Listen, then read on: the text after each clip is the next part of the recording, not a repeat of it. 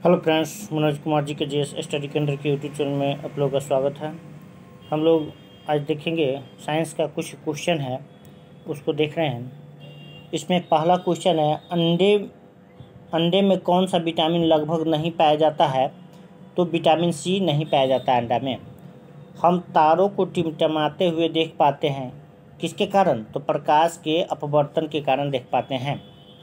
निम्न में से कौन सा पदार्थ सबसे अधिक ज्वलनशील है? तो नायलॉन जो है, इसमें रुई, ऊन और रेशम में नायलॉन सबसे ज़्यादा ज्वलनशील है।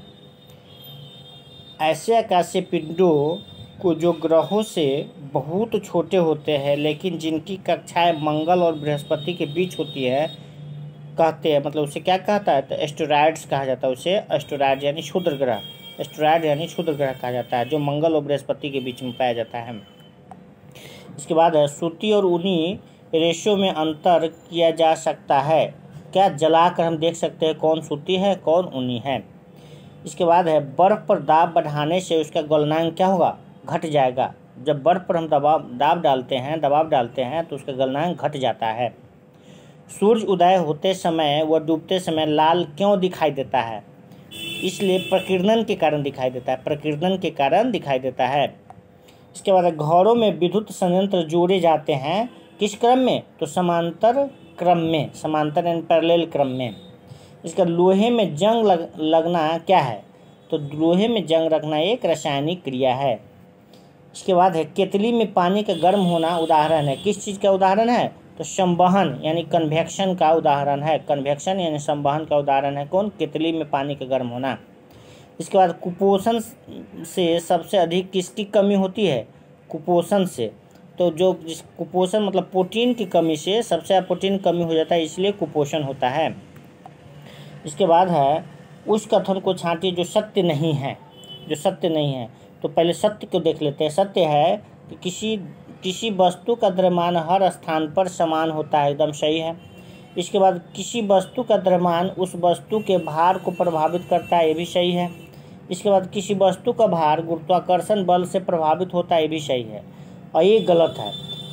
क्या किसी वस्तु का भार तथा द्रव्यमान प्रत्येक स्थान पर हमेशा एक ही और अस्थायी होता है? नहीं, गलत है, क्योंकि चांद पर ले जाने पर उसके भार में कमी हो जाता है।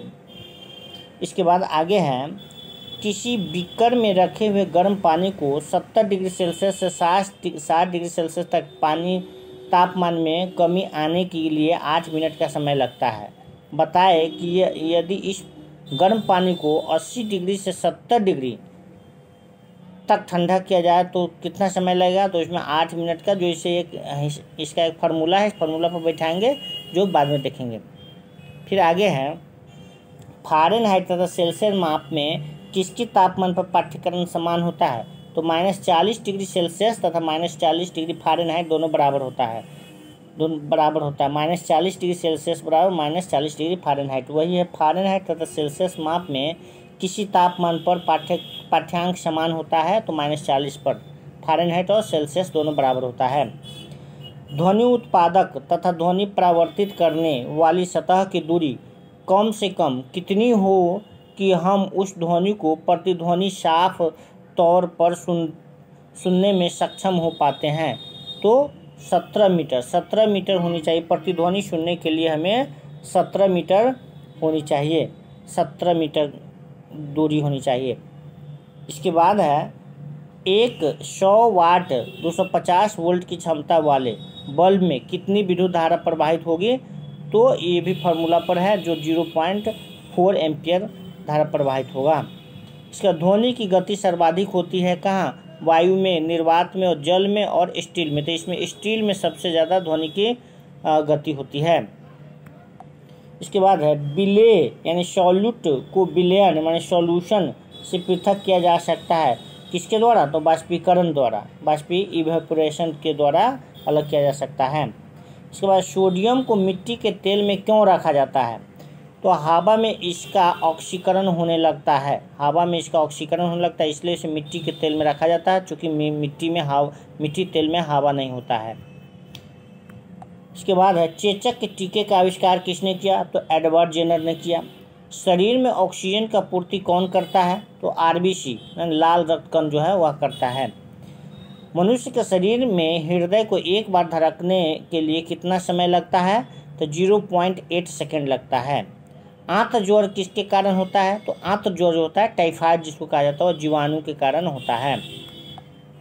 इसके बाद ऐसे युगल जिसका रुधिर वर्ग क्रम से ए और बी है के बच्चों में निम्नलिखित में से कौन सा रुधिर वर्ग पाया जाएगा?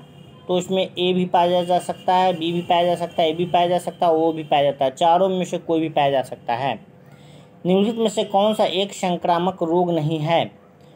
तो संक्रामक रोग नहीं है, टेटनस जो है संक्रामक रोग नहीं है इसमें दिया हुआ है। बाकी है हैजा संक्रामक रोग है, क्षय रोग यानी टीबी जो है संक्रामक रोग है, और डिप्थीरिया संक्रामक रोग है। इसके बाद है सूक्ष्म सेल में एनोड में क्या होता है? तो एनोड में जस्ता होता है, एनोड में जस्ता होता है और कैथोड में कार्बन होता है। किस रोग में रक्त का थक्का नहीं बनता है? तो हीमोफीलिया में रक्त का थक्का नहीं बन पाता है। इसके बाद निम्नलिखित में से विटामिन B1 कौन है? तो विटामिन B1 का रासायनिक नाम होता है थायमिन। थायमिन को विटामिन B1 कहा जाता है।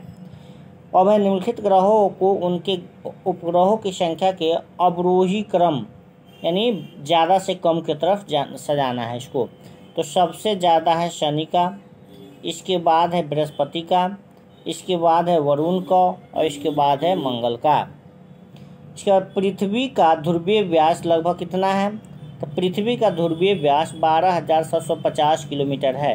पृथ्वी का ध्रुवीय नहीं है, पृथ्वी का विषुवतीय है, सॉरी इसको ध्रुवीय विषुवतीय होगा। पृथ्वी का विषुवतीय व्यास लगभग कितना है? तो 12,750 किलोमीटर है। इसके बाद है पृथ्वी पर दो स्थानों को अनुदैर्ध्य का अंतर 15 डिग्री है, उनके एक स्थानीय मान में कितना अंतर होगा? तो 1 घंटा होगा। 15 मिनट बराबर 1 घंटा होगा। इसके बाद है वृत्ताकार आकृति वाला और USSR द्वारा सर्वप्रथम छोड़ा गया भू उपग्रह कौन सा था? तो स्पुतनिक था, USS रशिया के द्वारा। और किसका आकार कैसा था? स्पुतनिक का। तो वृत्ताकार आकार था उसका। उपग्रह की कक्षीय अवधि समानुपातिक होता है r⁵2, r⁵2 होता है। ग्लेशियर में बर्फ हमेशा निम्न में कहाँ से पिघलती है? तो सबसे निचले स्तर से पिघलती है। जो ग्लेशियर बर्फ का बड़ा बड़ा टुकड़ा होता है ग्लेशियर, उसमें बर्फ जो है सबसे नीचे की तरफ से पिघलता है। इसके बाद है 20 किलोग्राम के द्रव्यमान को जमीन के ऊपर 1 मीटर की ऊंचाई पर पकड़े रखने के लिए किया गया कार्य क्या हो जाएगा?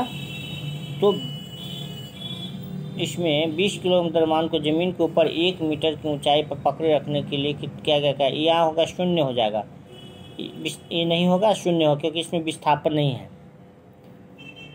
इसके बाद है ये फिगर दिया हुआ है, उपकरण लगाए जा सकते हैं। इसमें किस तरह के उपकरण लगाया जा सकता है? तो ए मीटर तथा वोल्ट मीटर इसमें लगाया जा सकते हैं, ए मीटर और वोल्ट मीटर लगाए जा सकते हैं। इसके बाद है लाई डिटेक्टर होगा, लाई डिटेक्टर है। लाई डिटेक्टर में झूठ पकड़ने वाला जो मशीन होता है लाई डिटेक्टर यंत्र में सूचना मिलती है। सूचना कहाँ से मिलती है? शरीर के नाड़ी या श्वसन की गति में हो रहे परिवर्तन से मिलती है लाई डिटेक्टर में। किसी अक्रिय गैस यानी इनर्ट गैस के बाह्यतम कोश यानी सेल में इलेक्ट्रॉनों की संख्या कितना होता है? तो 8 होता है। किसी भी अक्रिय गैस के बाह्यतम कोश में 8 इलेक्ट्रॉन होते हैं। प्रकाश संश्लेषण प्रक्रिया के लिए अनिवार्य कच्ची सामग्री कौन है? तो सभी होता है। इसमें कार्बन डाइऑक्साइड भी होता है, जल एवं सूर्य का प्रकाश होता है और क्लोरोफिल होता है, सभी होता है। इसके बाद है मायोसिन प्रोटीन पाई जाती है कहाँ? पेशी में, हमारी मांसपेशी में पाई जाती है। यदि 100 वाट वाले 10 बल्ब प्रतिदिन 1 घंटा जलाए तो प्रतिदिन विद्युत ऊर्जा का उपयोग का मान कितना होगा? 1 यूनिट होगा।